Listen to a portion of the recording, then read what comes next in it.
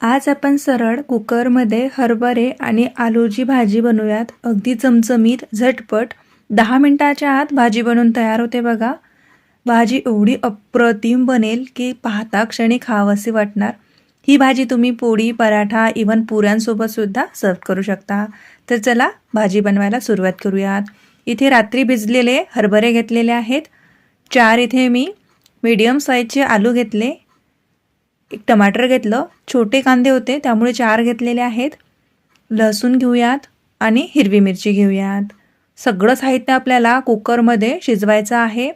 कुठलीच ग्रेव्ही न बनवता, वेगळे मसाले न भाजता सरळ कुकरमध्ये आज आपण ही हरभऱ्याची भाजी बनवतोय. अगदी बनवायला सोपी, खायला लज्जतदार बनेल.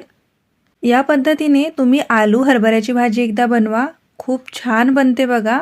आता तुम्ही म्हणाले सगळं साबूतच ठेवायचं का? तर नाही, हे थोडं कट करून घालायचं म्हणजे ही भाजी शिजल्यानंतर छान दिसेल. तर आपण इथे आलूसुद्धा कट करून घेतला. टमाटर, हिरवी मिरची, कांदा सगळंच व्यवस्थित कापून याच्यामध्ये घातलेलं आहे. पण सर्वच आपल्याला हे कुकरमध्ये शिजवून घ्यायचं आहे. तर याच्यावरती थोडंसं पाणी घालून घेऊयात. आता ही भाजी आपल्याला किती दाटसर, किती पातळ हवी त्यानुसार पाणी घालावं. ही भाजी आपण जास्त पातळ नाही बनवणार. जशी पुरीसोबत भाजी खायला लागते त्याच कन्सिस्टन्सीची आज आपण ही भाजी बनवूयात. त्यामध्ये काही सुके मसाले घालून घ्यायचे आहेत. जसं थोडीशी हळद पावडर, थोडंसं मीठ. आता मीठ जर तुम्ही या स्टेजला संपूर्ण घालायचं असेल तर घालू शकता. मिठासोबतच थोडंसं लाल तिखटसुद्धा घालून घेऊयात. लाल तिखट घातल्यामुळे हे मसाले या भाजीमध्ये हे शिजताना घातल्यामुळे याच्या आतपर्यंत मसाल्यांचा फ्लेवर उतरतो. म्हणजे लसूण, जसं आलू, हरभरे, मिरची, लाल तिखट, हळद, मीठ हे सगळं एकत्र शिजल्यामुळे छान असं एकजीव होतं बघा.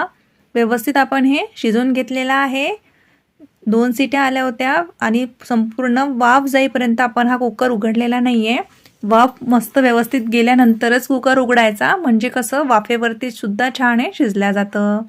बघू शकता आलूसुद्धा व्यवस्थित शिजलाय. काळे हरभरे आणि काळ्या हरभऱ्यांच्या ऐवजी तुम्ही पांढरे हरभरे म्हणजे छोले घेतले तरीही चालतील. पण काळ्या हरभऱ्यांमध्ये चव जास्त असते. पाणी तुम्ही बघू शकता व्यवस्थित आहे. तर चला तडका बनवून घेऊयात. तर हा तडका आपण मोहरीच्या तेलाचा लावतोय. यामुळे छान असा स्मोकी फ्लेवर येईल बघा. हिंग घालतोय तर जेमतेम अर्धा चमचा मी याच्यामध्ये हिंग घातलाय. मोहरी घातलेली आहे. जिरं घालूयात. हा तडका जरूर घालावा, त्यामुळे भाजीला खूप मस्त अशी चव येते. अगदी इन्स्टंट भाजीची रेसिपी आहे. तुम्ही कुठल्याही वेळी ही भाजी बनवू शकता. काही वेगवेगळं शिजत बसायची गरज नाही. कांदा वेगळा भाजत बसायची गरज नाही किंवा कुठला मसाला भाजत बसायची गरज नाही. अगदी लगेच बनते बघा. कढीपत्त्याची पानं घातलेली आहेत. आता छान मस्त फ्लेवर यासाठी आपण याच्यामध्ये वरून लसूण आणि हिरवी मिरची घालूयात. लसूण जेव्हा तेलामध्ये फ्राय होतो तेव्हा त्याची चव छान येते. म्हणून 2-3 लसूणच्या पाकळ्या अशा चिरून मी याच्यामध्ये घातलेल्या आहेत. 2 हिरव्या मिरच्या घातल्या. काश्मीरी लाल मिरचीची पावडर घालते, त्यामुळे आपल्या भाजीला चव छान येईल. तडक्यामध्ये थोडीशी हळद घातली. हळद जेव्हा तडक्यामध्ये जाते त्यावेळेस भाजीला कलर सुंदर येतो. धन्याची पावडर घातलेली आहे. भाजलेल्या जिऱ्याची पावडर घालायची थोडी थोडी आणि मस्त असा चमचमीत हा तडका आपल्या भाजीवरती घालून घेऊयात. वाव, अप्रतिम, मस्तच. मिक्स करून घेत आहे. आता मगाशी आपण थोडंसं मीठ घातलं होतं म्हणून थोडंसं मीठ वरतून घालतोय.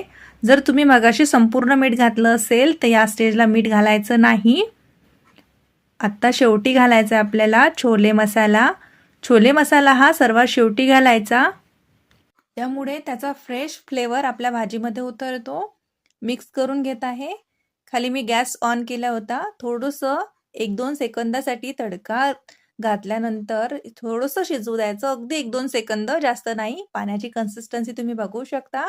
भाजी अगदी परफेक्ट झालेली आहे. सर्वात शेवटी कसुरी मेथी घालूयात आणि बघू शकता भाजीची कन्सिस्टन्सी, ग्रेव्ही काय टेक्स्चर आलेला आहे.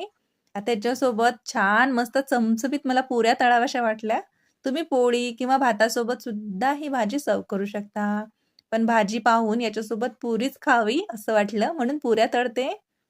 आणि पुरी आणि भाजी हा असा मस्त चमचमीत बेत आज बनलेला आहे. सोबतच छान कांदा, लिंबू द्यायचं आणि असा इन्स्टंट आपली थाली बनून तयार झाली बघा. इन्स्टंट स्वयंपाक झालेला आहे. कुकरमध्ये या पद्धतीने हरभऱ्याची उसळ तुम्ही नक्की बनवा. खूप छान लागते. बनवायला सोपी, खायला अप्रतिम अशीच आजची थाली आहे. तर तुम्ही एकदा नक्की बनवा आणि बनवल्यानंतर तुमचे अनुभव माझ्यासोबत जरूर शेअर करा. आशा करते आजची रेसिपी तुम्हाला खूप जास्त आवडली आणि आवडली असेल तर तुम्ही लाईकसुद्धा केलं आहे. तर त्यासाठी मनापासून धन्यवाद. चॅनलला सुद्धा सबस्क्राईब करा. भेटूया नवीन व्हिडिओमध्ये.